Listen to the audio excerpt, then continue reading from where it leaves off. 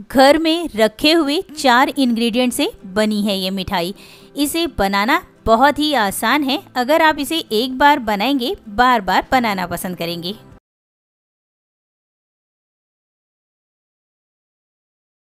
Hello smarties, welcome to Seema smart kitchen. ये है milk Mysore pak की इंग्रेडिएंट। सबसे पहले एक बर्तन में 1 कप मिल्क पाउडर ले लीजिए। ग्राम में ये मिल्क पाउडर 100 ग्राम है। अब इसमें ही डाल देना है 1 टेबलस्पून मैदा और 1 टेबलस्पून घी। इसे अच्छे से मिक्स कर लेना है। मैंने इंग्रेडिएंट लिस्ट में कप और ग्राम दोनों में भी इंग्रेडिएंट बताए हैं, आप वहाँ पे देख सकते हैं। मेरा ये कप ml में 250 ml का है और अगर ग्राम में मैदा नापे तो 125 ग्राम मैदा आता है। मिल्क पाउडर, मैदा और घी को अच्छे से मिक्स कर लेने के बाद ये कुछ इस तरह का ब्रेड क्रम्स के जैसा दिखाई देने लगेगा। अब ध्यान से इसको ढक देना है और साइड में रख देना है। एक कढ़ाई को गैस पर चढ़ा दीजिए। इसमें डाल दीजिए 2 कप चीनी। ग्राम में ये चीनी 400 ग्राम है।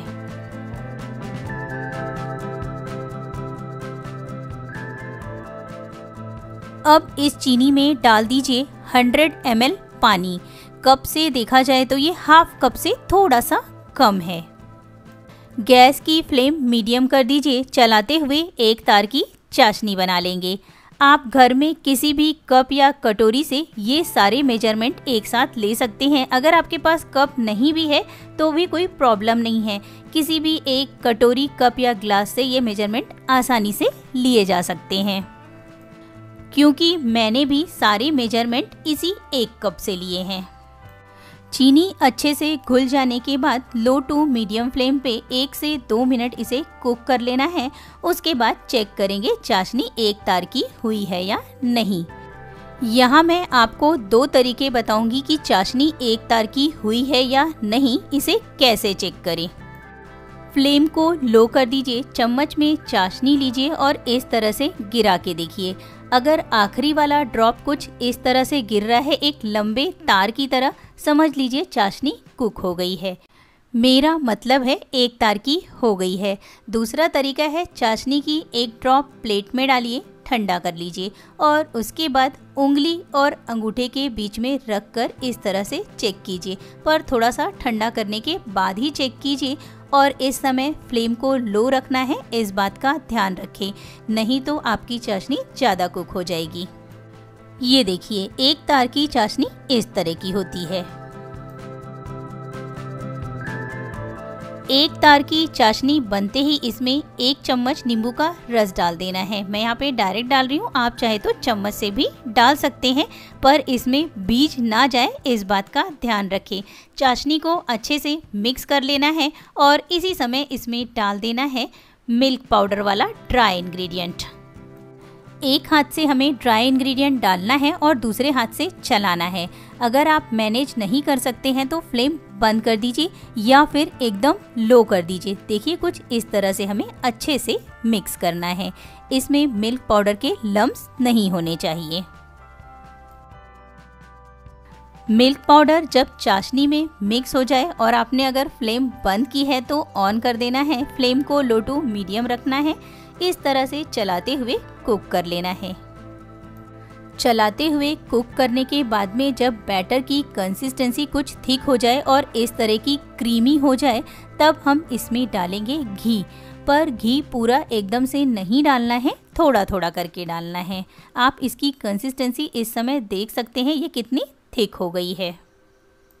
अगर आपको इसकी कंसिस्टेंसी नहीं समझ रही है, तब भी आपने इसमें घी थोड़ा पहले या फिर थोड़ा बाद में डाल दिया, तब भी मिल्क मैसूर पाक एकदम परफेक्ट ही बनता है। ये है 100 ग्राम घी। सेम कप से आधा कप है। मैंने यहाँ पे आधा कप मेजरमेंट लिया है, पर अगर आप उस कप से भी ले रहे हैं तो आधा कप ही लेना है। अब इसमें 1-1 चम्मच इस तरह से डालते जाना है। फ्लेम को ऑन रखना है। मैंने यहाँ पे बंद कर दिया है क्योंकि मुझे कैमरा भी मैनेज करना होता है, पर आप फ्लेम को ऑन कर सकते हैं। घी डालने के बाद इसे चला लीजिए। इसमें कुछ इस तरह के बबल्स आने लगेंगे। ये देखिए घी डालते ही इसमें एक हल्का सा उबाल आने लगा है। सेम यही प्रोसेस है, एकदम परफेक्ट है। आप भी जब बनाएंगे तो आपको कोई भी प्रॉब्लम नहीं होने वाला है। घी को अच्छे से मिक्स कर लेना है।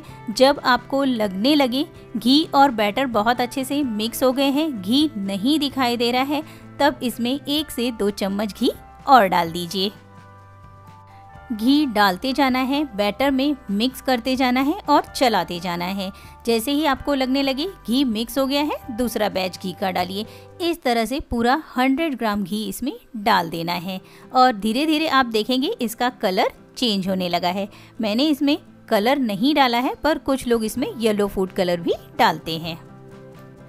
अगर आपको मिल्क मैसूर पाक रेसिपी पसंद आए, लाइक कीजिए और अगर नहीं लग रही है डिसलाइक कर सकते हैं।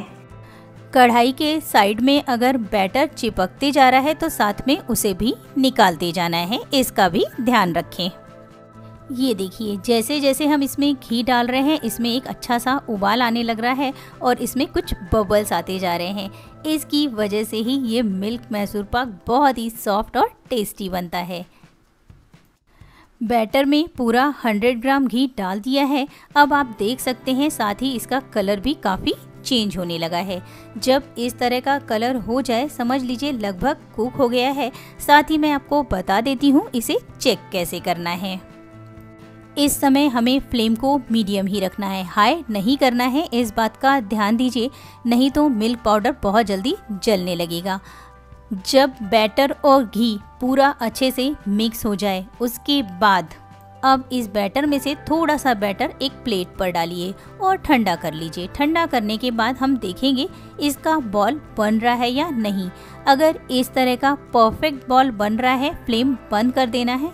देखिए कुछ इस तरह का बॉल बनना चाहिए, हाथ में ये चिपकेगा भी नहीं।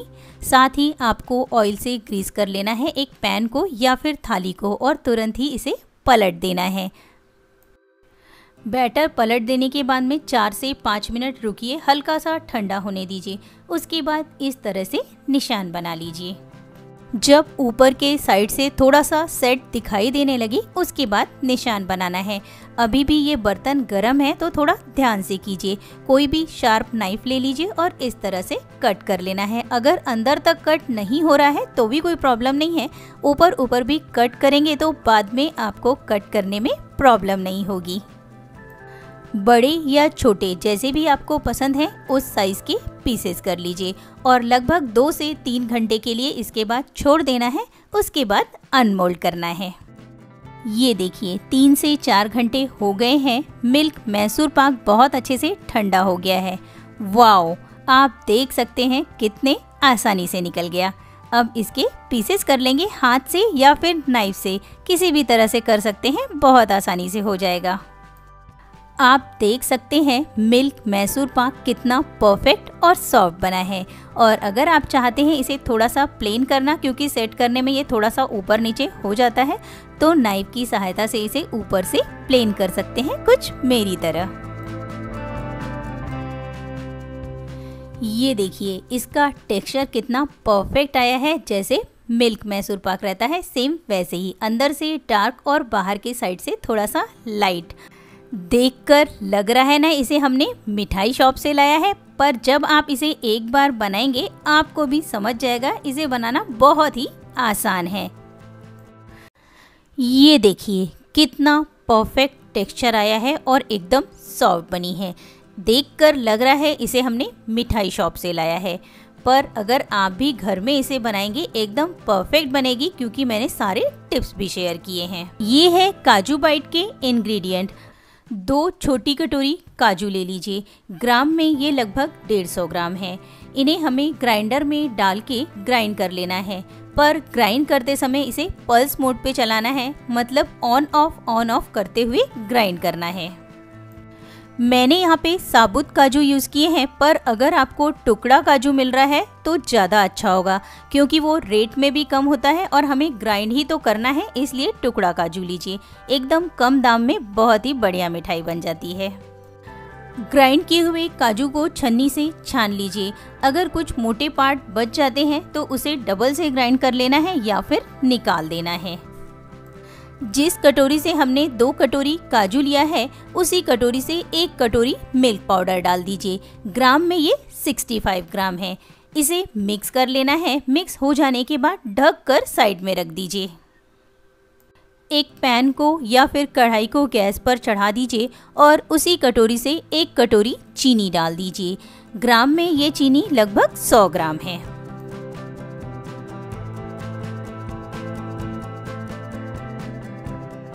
चीनी की चाशनी बनाने के लिए इसमें 100 ml पानी डाल दीजिए। अगर आप कटोरी से नापेंगे तो 3/4 कटोरी पानी डालना है। गैस की फ्लेम को मीडियम कर देना है। लगातार चलाते हुए एक तार की चाशनी बना लेना है।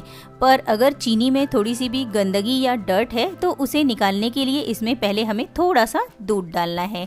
जैसे ही चीनी अच्छे से मेल्ट हो जाए इसमें 1 छोटा चम्मच दूध डाल दीजिए। दूध को अच्छे से मिक्स कर दीजिए। फ्लेम को लो कर दीजिए। 1 मिनट तक इसे चम्मच से चलाना नहीं है। इसके बाद आप देखेंगे इसमें साइड में कुछ डर्ट या फिर गंदगी जम जाएगी। इसे निकाल लेना है। काजू कतली या फिर काजू बाइट बनाते समय ये प्रोसेस जरूर करें क्योंकि इससे चीनी एकदम क्लीन हो जाती है। काजू बाइट एकदम वाइट बनते हैं। 1 छोटा चम्मच ले लीजिए और उससे इस तरह से निकाल कर हटा देना है। चाशनी एकदम क्लियर और वाइट हो जाएगी। इतनी प्रोसेस हो जाने के बाद 1 से 1.5 मिनट तक मीडियम फ्लेम पर चाशनी को कुक कर लीजिए। उसके बाद चेक करेंगे चाशनी एक तार की हुई है या नहीं। इसे हम 2 तरह से देखेंगे। चम्मच में इस तरह से चाशनी को लेकर देखिए और गिरा कर देखिए। अगर लास्ट ड्रॉप में इस तरह से एक तार आ रहा है इसका मतलब चाशनी एक तार की हो गई है। या फिर प्लेट लीजिए, प्लेट पर एक ड्रॉप डालिए, थोड़ा सा ठंडा कीजिए। उंगली और अंगूठे के बीच में इस तरह से तार को चेक कीजिए। अगर इस तरह का तार आ रहा है इसका मतलब हमारी चाशनी तैयार हो गई है। इसी समय इसमें डाल दीजिए 1 छोटा चम्मच घी और फ्लेम को लो कर दीजिए।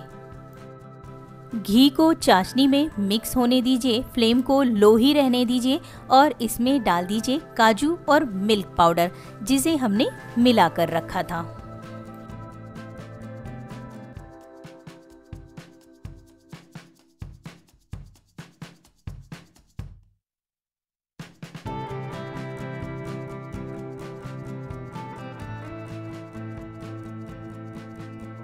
अच्छे से मिक्स कर लीजिए। फ्लेम को लो टू मीडियम कर दीजिए। जब तक ये कढ़ाई छोड़ने ना लगे तब तक कुक कर लेना है। उसके बाद फ्लेम को बंद कर दीजिए। इस समय आपको लगेगा कि चाशनी थोड़ी सी ज़्यादा हो गई है, पर कुक करने के बाद में ये बिल्कुल परफेक्ट हो जाएगी। और इतनी चाशनी होने के कारण ही ये बहुत ही मॉइस्ट और बिल्कुल हलवाई जैसा बनता है। ये देखिए इस तरह से चलाते जाना है और बहुत अच्छे से मिक्स करते जाना है। इसका टेक्सचर आप देख सकते हैं कितना परफेक्ट हो गया है। कुक हो जाने के बाद कुछ इस तरह का दिखाई देगा। अब चलाते हुए हमें इसे ठंडा कर लेना है। इतना ठंडा कर लेना है कि आप इसमें हाथ आराम से लगा सकें, आपको चटके ना लगे, हमें इतना ठंडा करना है। ये देखिए पैन काफ़ी देर तक गर्म रहता है, हम उसमें ही ठंडा कर रहे हैं, इसलिए ये बहुत अच्छे से एकदम पैन को छोड़ने लगा है। इस समय इसमें 1 छोटा चम्मच घी और डाल दीजिए। घी को इसमें इस तरह से पलटते हुए बैटर में मिक्स करते जाना है। इससे बैटर एकदम स्मूथ हो जाएगा। अच्छी क्वालिटी का प्लास्टिक शीट ले लीजिए, उसमें थोड़ा सा घी लगा दीजिए, बैटर को पलट दीजिए। ये देखिए कितने अच्छे से ठंडा हो गया है। हाथों में थोड़ा सा घी लगाइए और इस तरह से शेप दे दीजिए। उसके बाद इसे बेल लेना है। बहुत पतला नहीं बेलना है, जैसा काजू बाइट रहता है सेम उतना ही थिक रखना है। अगर आपको लग रहा है बेलन में चिपक रहा है, वैसे तो ये चिपकेगा नहीं क्योंकि एकदम परफेक्ट चाशनी बनी थी, फिर भी अगर लग रहा है चिपक रहा है तो बेलन में भी थोड़ा सा घी लगा सकते हैं और इसी समय इसमें इस तरह से निशान बना लीजिए। इस तरह से कट करने से एकदम परफेक्ट शेप में कट होता है। ये देखिए अब हम कट भी कर लेंगे। अभी एकदम अच्छे से ठंडा नहीं हुआ है। कट कर लेने के बाद आपको इसे ठंडा होने के लिए 1 से 1.5 घंटा नॉर्मल टेम्परेचर पे रहने देना है। अगर आपके पास चांदी का वर्क है तो उसे इस तरह से लगा दीजिए। चांदी के वर्क को लगाते समय बहुत ही ध्यान से लगाएं। इसे लगाने में थोड़ी सी प्रॉब्लम होती है क्योंकि ये बहुत ही नाजुक होता है। देखिए कुछ इस तरह से लगाना है और अगर नहीं है तो अवॉइड कर सकते हैं। चांदी का वर्क लग जाने के बाद 1 से 1.5 घंटा या फिर ओवरनाइट के लिए इसे ऐसे ही ढककर छोड़ दीजिए। फ्रिज में नहीं रखना है, फ्रिज के बाहर ही रखना है। उसके बाद आप देखेंगे इसका टेक्सचर बिल्कुल परफेक्ट काजू बाइट जैसा हो गया है। अगर आप इसे तुरंत खाकर देखेंगे तो हल्का सा गीला और चिपचिपा लगेगा, पर अगर इसे 1 दिन के लिए मीन्स ओवरनाइट के लिए या फिर 10 से 12 घंटे के लिए छोड़ दीजिए। उसके बाद इसे तोड़ कर देखिए और खा कर देखिए, बिल्कुल परफेक्ट हलवाई वाला काजू बाइट तैयार है। चलिए अब इसे तोड़कर भी देख लेते हैं। वाह, कितना परफेक्ट टेक्सचर आया है। आप इसे जरूर बनाएं और अपने एक्सपीरियंस शेयर कीजिए। देखा आपने कितने कम खर्च में घर में आसानी से मार्केट वाली महंगी मिठाई बन सकती है। आप इसे कब बना रहे हैं मुझे ज़रूर बताइए।